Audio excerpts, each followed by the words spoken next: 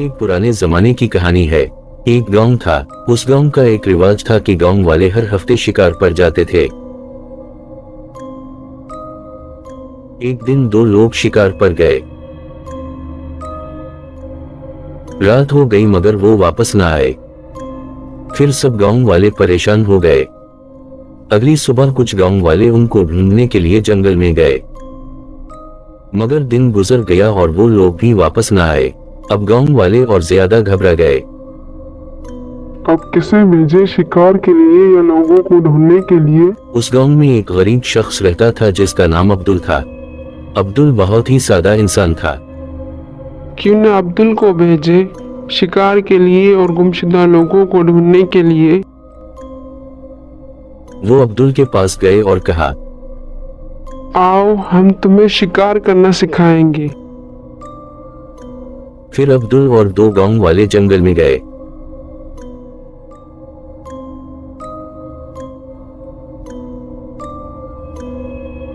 लेकिन वो दोनों गांव वाले अब्दुल को जंगल में अकेला छोड़कर वापस आ गए। देखते हैं अब्दुल वापस लौट के आएगा या नहीं। अब अब्दुल जंगल में अकेला रह गया। वो गुमशुदा लोगों को ढूंढता रहा मगर उसे वो ना मिले। बहुत दूर चलते चलकर और गांव के पास जा पहुंचा। वो उस गांव में गया और हैरान हुआ कि उसके अपने गांव के लोग वहां पेड़ के नीचे बैठे हुए हैं और उनके पीछे दो बड़े बालों वाले अजीब लोग भी बैठे थे। आप लोग यहाँ पर बैठे हैं। गांव वाले आपको हर जगह ढूंढ रहे हैं और आप लोग यहाँ बैठे हुए हैं। आप लोग यहाँ पर क्यों बैठे हुए हैं? हम जो तुमसे कह रहे हैं उससे गौर से सुनना। हमारे पीछे जो लोग बैठे हैं वो आएंगे। वो लोग तुम्हें जो भी खिलाए खा लेना, जो भी पिलाए पी लेना। याद रहे सोना नहीं। फिर अब्दुल के सामने दो लोग घुटनों के बल आकर कहने लगे, आप कौन हैं? मैं यहाँ पास के गांव में रहता हूँ। रास्ता भटक गया था तो यहाँ आ गया। आप बहुत थक गए होंगे, कुछ खा पी लीजिए। अब्दुल ने खा पी लिया। अब आप थोड़ा आराम कर लीजिए, हम चलते हैं।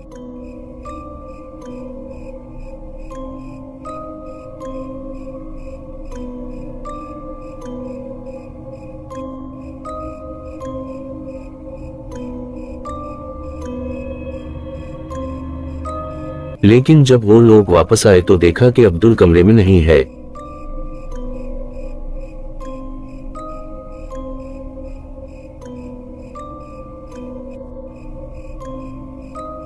वो ढूंढने निकले तो पाया कि अब्दुल पेड़ के ऊपर सो रहा है। आप यहाँ पर क्यों सो रहे हैं? नीचे आकर अपने कमरे में सो जाएं। मैं अपने गांव में भी पेड़ पर ही सोता था, इसलिए मुझे पेड़ पर ही नींद आती है। आप लोगों ने मुझे सोने के लिए क्यों मना किया था? अब्दुल, अगर तुम सो जाते तो तुम भी हमारी तरह कभी चल नहीं पाते, क्योंकि वो लोग घुटनों को चाटते हैं। वो लोग घुटनों को क्यों चाटते हैं? हमें नहीं पता। हमारे घुटनों को चाटकर हमें यहीं बिठा के रखा है, पता नहीं क्यों।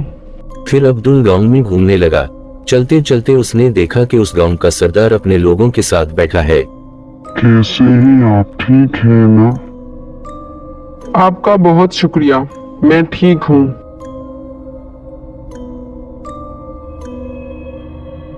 जितनी जल्दी हो सके इसे सुनाने की कोशिश करो। रात हुई तो वो लोग अब्दुल को देखने गए। वो कमरे में ना मिला।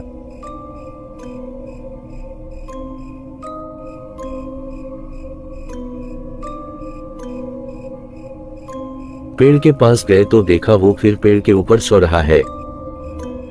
सरदार, वो शख्स फिर से पेड़ पर सो रहा है। तुम पेड़ पर क्यों सो रहे हो? नीचे आकर सो जाओ, पेड़ पर ठीक से नींद नहीं आएगी। आपका बहुत शुक्रिया, लेकिन मुझे नीचे नींद नहीं आती। मैं पेड़ पर ही सोता हूँ। अपने गांव में भी पेड़ पर ही सोता था। अगली सुबह अब्दुल ने देखा कि सरदार अपने लोगों से कह रहा है, उस पेड़ को काट दो।